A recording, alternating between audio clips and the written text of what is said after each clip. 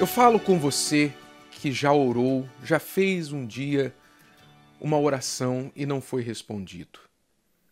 Todos nós já fizemos orações e não recebemos aquilo que pedimos. O que significa isso? Preste atenção, você que orou, orou, orou e não recebeu o que pediu. Vamos olhar um exemplo, e de todos os exemplos que nós temos na Bíblia, sempre o melhor e maior será o exemplo do Senhor Jesus. Ele também fez uma oração e não foi respondido. Quando ele estava prestes a ser preso na noite anterior da sua crucificação, nós sabemos que Jesus passou por momentos de agonia, pressentindo o que ele estava para sofrer. Ele chamou seus discípulos mais íntimos, mais próximos, e foi com eles no jardim do Getsemane.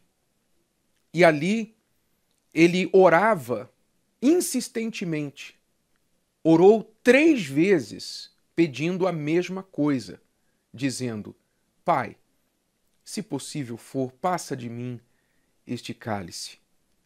O cálice que ele se referia era a morte que ele iria passar. Mas Jesus não estava com medo da morte em si. Deus não tem medo da morte. Mas o que ele estava se referindo, o livramento que ele pedia, era que Jesus não ia passar pela morte como qualquer ser humano. Todo ser humano, quando pensa na morte, tem um temor. Mas quando nós recebemos a salvação, aqueles que são salvos e receberam um salvador da sua alma através da fé no Senhor Jesus, nós que somos salvos, quando pensamos na morte, não há medo, porque nós sabemos que na morte teremos um salvador da nossa alma. Então a morte não poderá nos condenar, nos levar ao inferno por causa deste salvador. Ou seja, nós os cristãos, enfrentamos a morte, mas não sozinhos. Enfrentamos a morte com um Salvador. Por isso não há mais temor da morte em nós. Porém, Jesus, quando ia enfrentar a morte, o Pai o abandonou. O Pai teve de abandoná-lo, ele teve de enfrentar a morte sem Salvador. Ele teve de enfrentar a morte sozinho. Sozinho. E isso era porque ele precisava enfrentar a morte de forma que ela não teria nada contra ele. Ou seja, ele não poderia ter nenhum pecado. Se ele fosse o perfeito sacrifício, a morte não poderia retê-lo. Porque a morte é o salário do pecado, lembre-se disso. Como ele não tinha pecado, a morte não pôde retê-lo no túmulo, e por isso Jesus ressuscitou. Como alguém que vai ao tribunal e o juiz, depois de ouvir todas as provas, diz: eu não acho nada contra o réu, você está livre. Jesus saiu livre da sepultura, saiu livre da morte e ressuscitou. Por isso, e ele foi o único que fez isso, o único que alcançou isso, por isso ele pode também ser o nosso Salvador. Mas agora você entende por que a sua agonia ao passar por aquela experiência da morte. Era a primeira vez que isso iria acontecer e ele precisaria passar sozinho, sem auxílio do Pai, sem o auxílio do Espírito Santo e apenas nos seus méritos, sem pecado. Muito bem. Ele orou 3 vezes e falou: Pai, se possível for, passa de mim este cálice. Mas não seja feita a minha vontade, sim a tua. E diz o texto sagrado, você pode ler lá em Lucas 22 e 43, o seguinte, que depois da oração do Senhor Jesus, apareceu-lhe um anjo do céu que o fortalecia. Então veja, Deus não respondeu à oração do Senhor Jesus. O Pai não respondeu à oração do Filho. do jeito que o filho pediu. Passa de mim este cálice. Porque aquilo não era possível.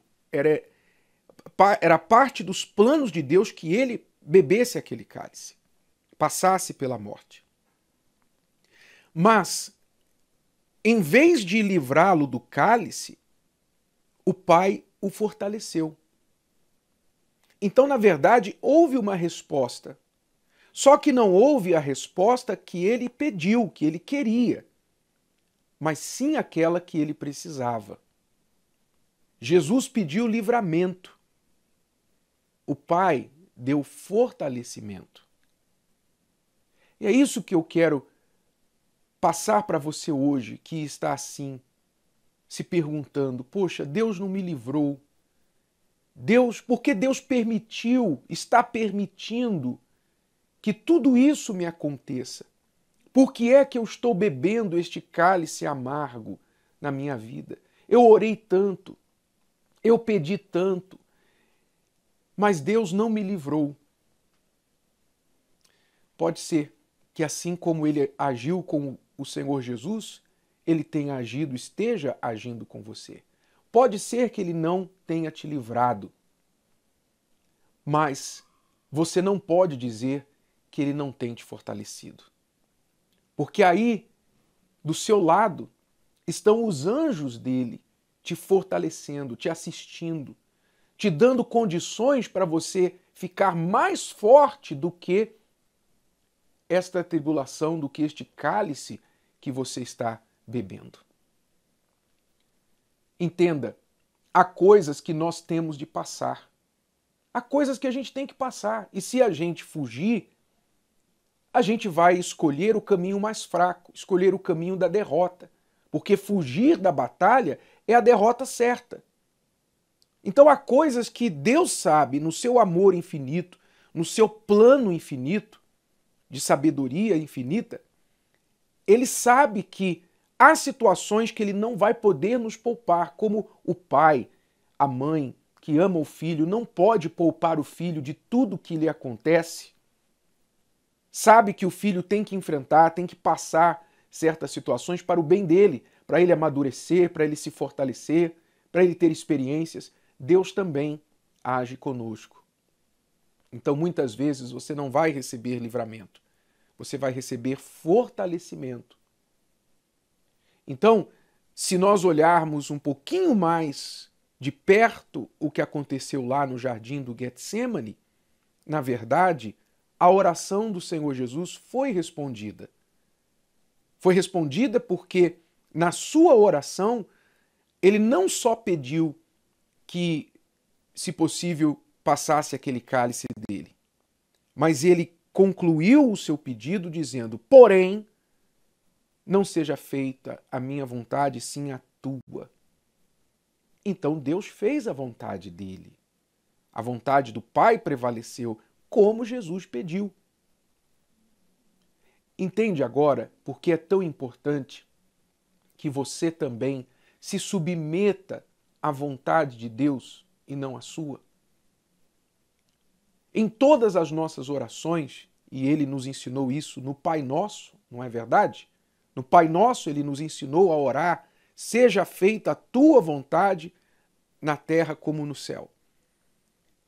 É importante que nas suas orações, nas nossas orações, nós também coloquemos os nossos pedidos, submetamos, sujeitemos os nossos pedidos à vontade dele.